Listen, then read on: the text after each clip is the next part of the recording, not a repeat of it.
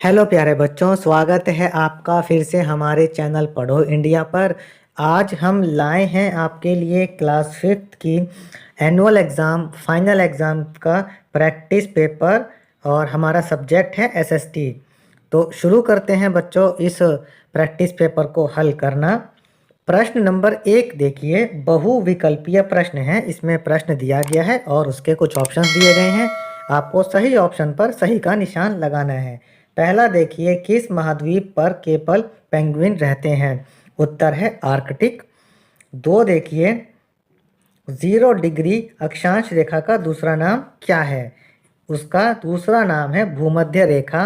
तीसरा है, Mariana trench की गहराई कितनी है? उसकी गहराई लगभग 11 किलोमीटर है और यह प्रशांत महासागर में है। आगे बढ़ते हैं प्रश्न नंबर 2 की ओर। रिक्त स्थानों पर सही शब्द भरना है। पहला देखिए, 25 करोड़ वर्ष पूर्व सारे महाद्वीप जुड़े थे, इसे पेंजिया कहते थे। दूसरा है कि दिन और रात पृथ्वी की परिक्रमण गति के कारण बनते हैं।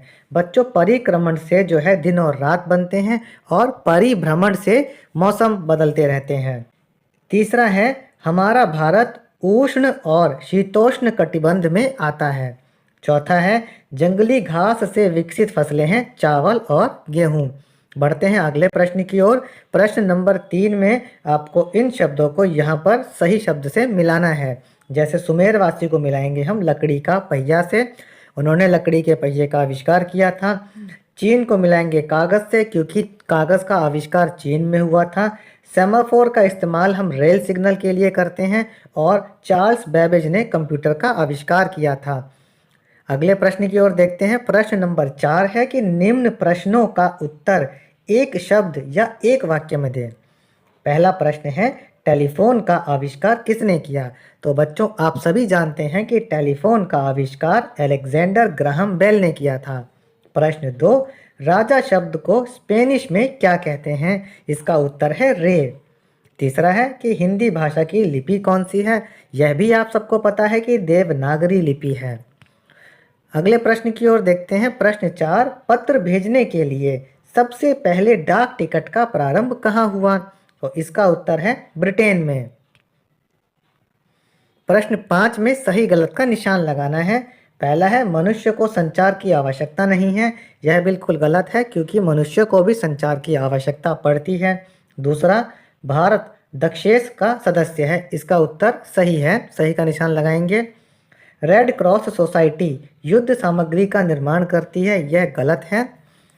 ग्लाइडर जैसे विमान में इंजन नहीं होता। यह वाक्य सही है।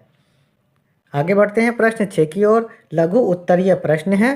पहला प्रश्न है कि लोकतंत्र का अर्थ है लोगों का शासन।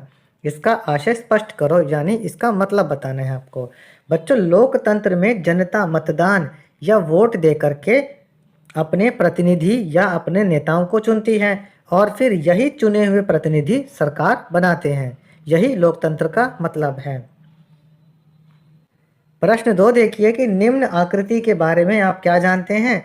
क्या आज भी इसका प्रयोग होता है? यदि हाँ, तो कहाँ? बच्चों, यह आकृति जो है पहिए की आकृति है।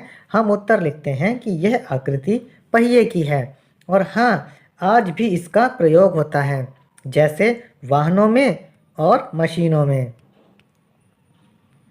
प्रश्न 7 देखिए, दीर्घ उत्तरीय प्रश्न है। इसमें आपको लंबे उत्तर लिखने पड़ेंगे। पहला देखिए, इतनी तेज चलने वाली रेलगाड़ी से दिल्ली से चंडीगढ़ सिर्फ 30 मिनट में पहुंचा जा सकता है। तो यहाँ पर किस रेलगाड़ी की बात हो रही है?